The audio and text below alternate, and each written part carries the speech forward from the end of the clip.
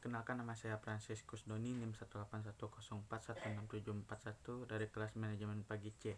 Di sini saya akan membaca rangkuman saya tentang materi bab 2, mata kuliah perilaku organisasi, dosen pengampun Pak Ade Mursalin. Materinya yaitu tentang yang pertama, sikap. Pengertian sikap.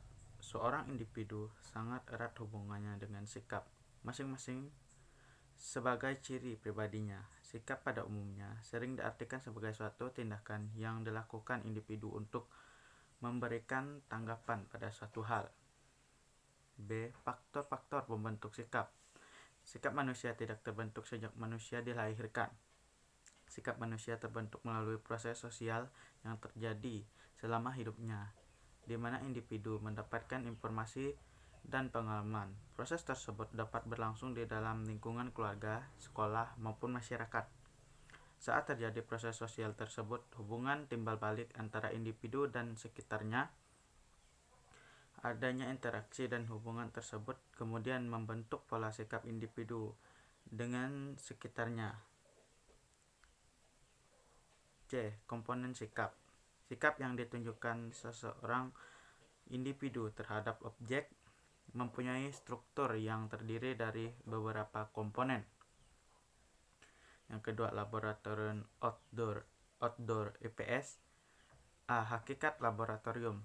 Laboratorium yang selama ini dikenal oleh banyak orang adalah suatu ruangan atau gedung yang di dalamnya terdapat berbagai peralatan ilmiah untuk melakukan berbagai macam percobaan atau demonstrasi pada ilmu-ilmu pasti seperti IPA, biologi, kimia, fisika, dan lain sebagainya.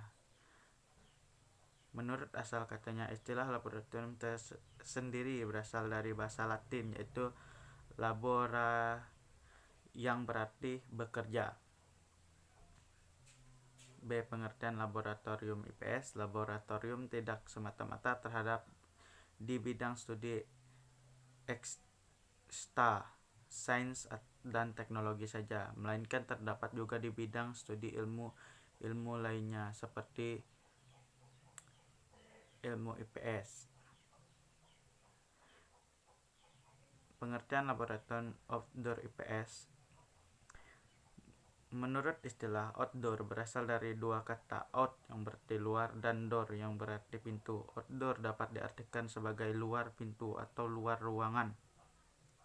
D. Manfaat laboratorium outdoor IPS bagi mahasiswa pendidikan IPS yang nantinya akan menjadi seorang guru IPS. Laboratorium sangat berperan penting dalam proses perkembangan keilmuan IPS.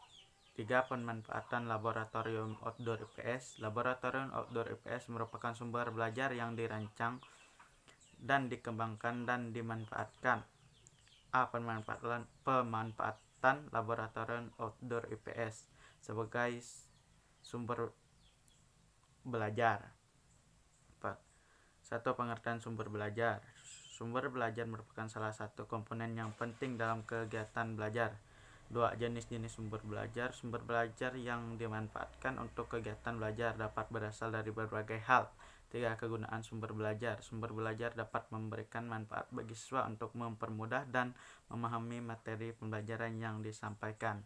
Itu tadi adalah salah satu contoh pemanfaatan laboratorium outdoor IPS sebagai sumber belajar. Yang B. Pemanfaatan laboratorium outdoor IPS sebagai tempat kegiatan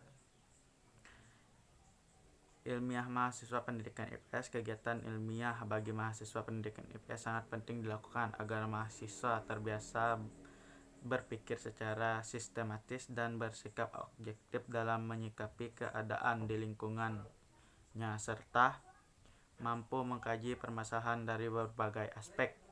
C. Pemanfaatan laboratorium outdoor IPS untuk meningkatkan kompetensi profesional calon guru IPS. Kompetensi profesional merupakan salah satu kompetensi yang harus dimiliki mahasiswa pendidikan IPS. B. Penelitian yang relevan.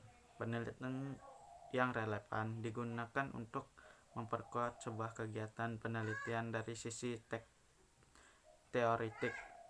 C. Kerangka pikir. Dewasa ini masih perlu adanya evaluasi mengenai pemanfaatan laboratorium outdoor IPS di Desa Bokoharjo sebagai bahan perbaikan untuk kepentingan pengembangan laboratorium outdoor IPS di masa depan. Sekian dan terima kasih.